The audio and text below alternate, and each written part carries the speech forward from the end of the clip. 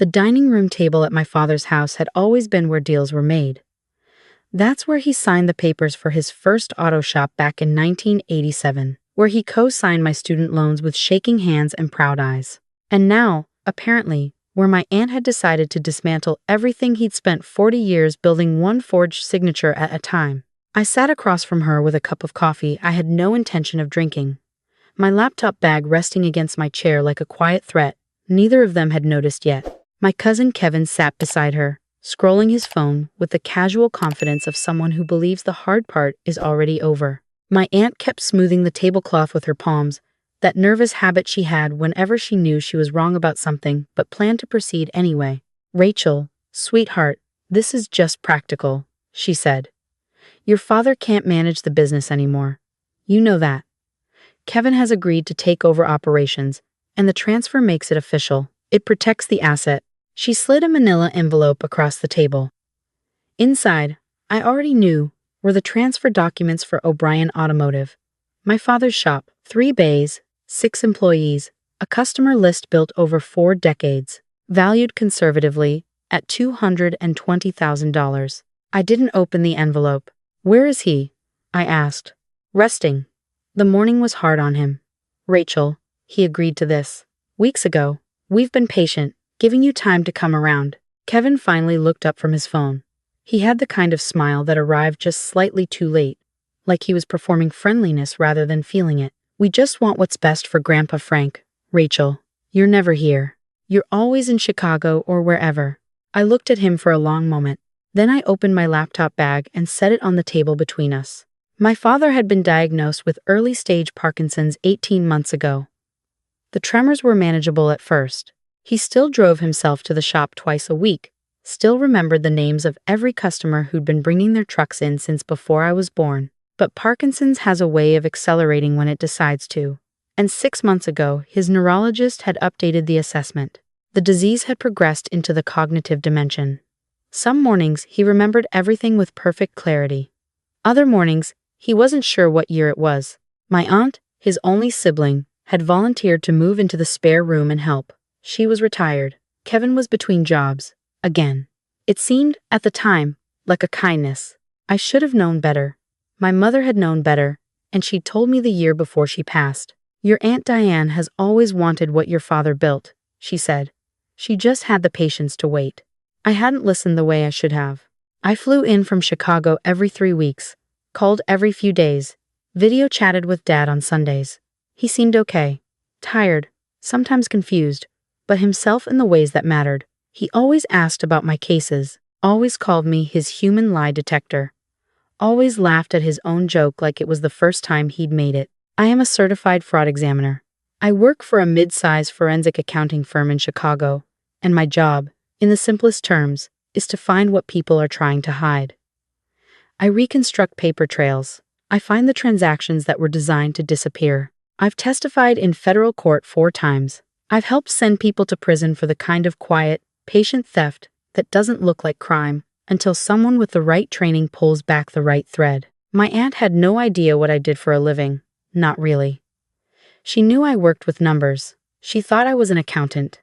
She didn't understand the difference. 6 weeks before that morning at the dining room table, I'd started to notice things. It began with a Sunday call where my father seemed confused about whether Kevin was still staying in the house. He thought Kevin had moved out. Kevin had not moved out. Kevin had, in fact, been added as an authorized user on my father's primary checking account 3 months earlier. I only found out because Dad mentioned offhandedly that Diane set up something for the groceries. I said nothing. But I pulled the first thread.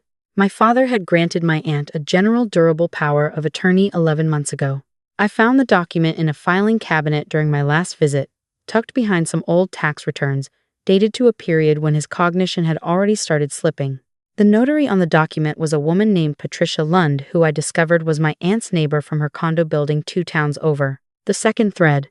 Kevin had been running the shop's social media for the past 4 months, which seemed harmless enough until I noticed the business's Gmail account had been forwarded to an address I didn't recognize. When I asked my father about it, he thought Kevin had done it to help with the spam. He couldn't remember authorizing it. Couldn't remember a lot of things when I asked carefully. I spent 3 weeks doing what I do.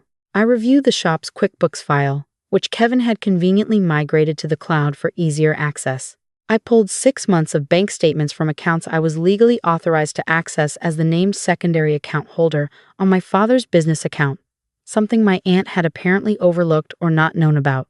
I cross-referenced vendor payments, payroll records, and cash deposits. What I found was methodical and patient, and, to anyone without my training, completely invisible. Kevin had been paying himself a management consulting fee of $3,000 a month from the shop's operating account for 4 months.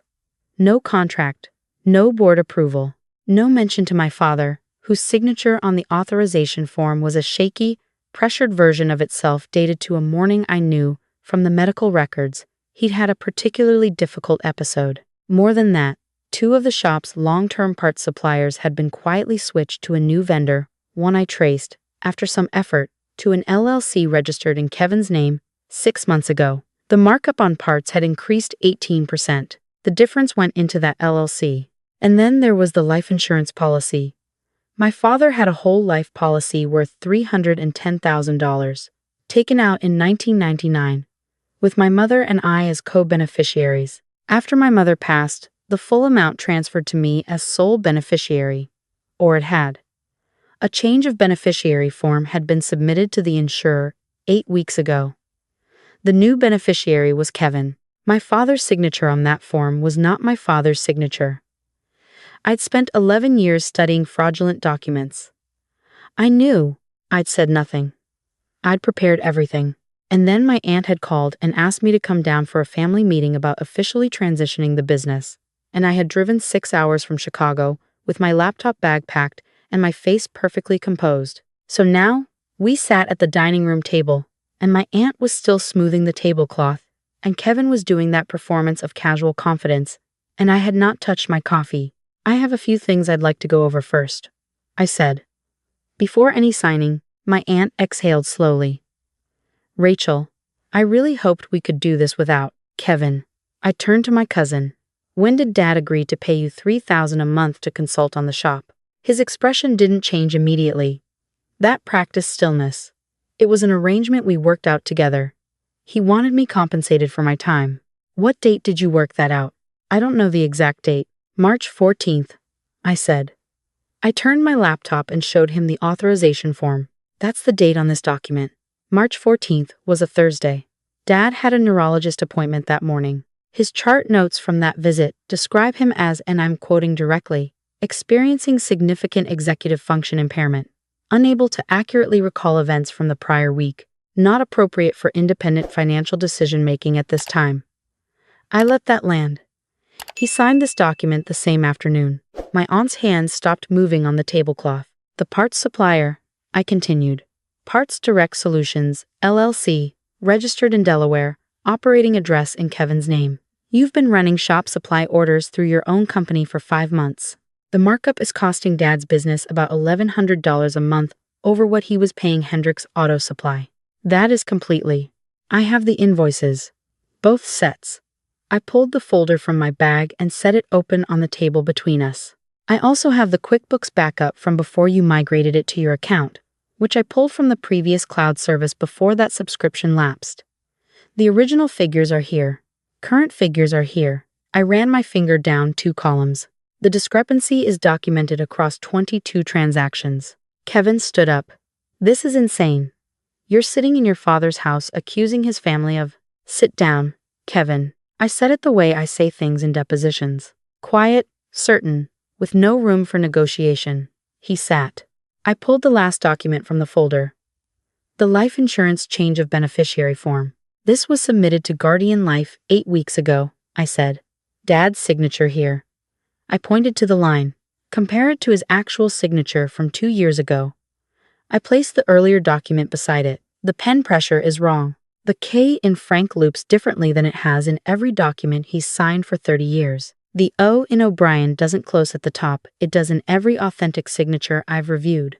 I looked at my aunt. She had gone very still, the way people go still when they realize the walls have already closed, and the only question is how far the fall is going to be. You forged it, I said simply. We were protecting the asset.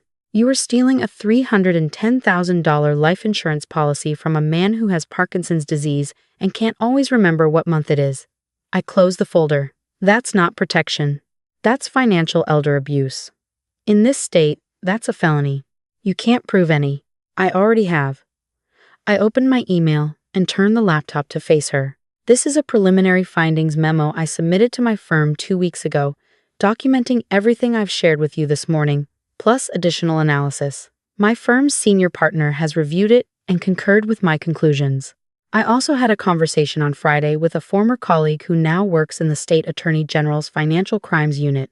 I let the sentence finish itself. Kevin's face had changed. The practiced confidence was gone, replaced with something younger and more afraid. Something that reminded me, briefly, of the kid he used to be before he decided the world owed him everything he hadn't earned. "We can make this right," my aunt said. Her voice had dropped into something quieter, something she probably thought sounded conciliatory, but landed closer to desperate. "We can sit down with a mediator. We can restructure the agreement." "There's no restructuring," I said. "Here's what happens now." I pulled the final page from my bag. A list I had typed up at the hotel the night before. Kevin repays every consulting fee he took. $12,000. The parts vendor contract is terminated, and he repays the full markup differential, which I calculate at $6,240. The business transfer documents, I nodded toward the envelope she'd pushed across the table, are shredded today. The beneficiary change on the life insurance policy is reversed. My aunt signs a formal resignation of power of attorney, and a professional fiduciary is appointed to manage Dad's affairs going forward. A care manager independent of this family. "And if we don't?" Kevin asked. I looked at him. Then I filed a criminal complaint I've had drafted for 9 days. Forgery. Financial elder abuse. Fraud. The life insurance alone carries a potential sentence of 7 years. I paused. "You mentioned I'm never here, Kevin." "You're right. I've been building a case. I've been here every day in the only way that mattered." My aunt pressed her fingers to her lips. "Your father wouldn't want this. My father spent 40 years working 6 days a week so that what he built would last. He told me once the shop wasn't just a business. It was a promise he'd made to Mom that the family would always have something solid to stand on." My voice stayed level. "You decided that promise was yours to cash out while he was sleeping. Don't tell me what he would want." The kitchen clock ticked. Somewhere upstairs, I heard my father's door open, the slow, careful footsteps of a man who'd learned to move more deliberately. "I need both of you to make a decision," I said quietly, "before he comes downstairs." They looked at each other. That long married couple look that communicates everything and nothing at once. Kevin looked at his hands. My aunt looked at the folder on the table, at the documented months of quiet theft laid out in columns and attached exhibits, at the life she had built for herself and her son that was now standing on the edge of something that couldn't be undone. "What do we need to sign?" she asked. My father appeared in the kitchen doorway in his robe and his old slippers, the ones with the worn patch on the right heel. He looked at the three of us and smiled in that gentle, uncertain way he had now, like he was always slightly surprised that the people he loved were still there when he came down in the morning. "Rachel," he said, "you're here. I didn't hear you come in." "I drove down last night, Dad." I stood and crossed to him, taking his arm. "Sit with me. I want to show you something." He sat at the head of the table the way he always had. I showed him the shop's real financials, the ones from before, and I explained carefully, in the language he'd understand, what his sister and his nephew had been doing. He listened. He asked me to repeat one part. He looked at my aunt for a long moment without speaking. He didn't cry. My father wasn't a crier, but something settled into his face, a kind of tired grief, the look of a man crossing something off a list he'd been hoping to keep. "Diane," he said finally, "you were supposed to be helping me." She couldn't answer that. There isn't an answer for that. 2 weeks later, everything they'd agreed to had been reversed, documented, and filed. The professional fiduciary, a woman named Carol Brennan who came highly recommended by the elder law attorney I'd retained, took over management of my father's accounts and the shop's finances. Kevin's LLC was dissolved. The insurance policy was restored. The power of attorney was formally revoked. I moved my remote work setup to Dad's house for 3 months. I made the shop's books clean and clear and handed them to the shop's longtime manager, Danny, who'd been running the bays for 16 years and deserved the title and the salary that went with it. Dad went to the shop on Tuesday and Thursday mornings. The customers were glad to see him. Danny made sure the coffee was always ready when he arrived. I didn't file criminal charges. I made that decision carefully, and not because I felt my aunt deserved mercy. I made it because my father asked me not to. On a Tuesday morning when his mind was clear, and his voice was steady, and he said, "She's still my sister, Rachel. I know what she did, but I don't want to spend whatever time I have left watching her go to trial."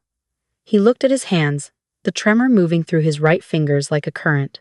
"I want to spend it here, with you." So I didn't file, but I documented everything and retained it.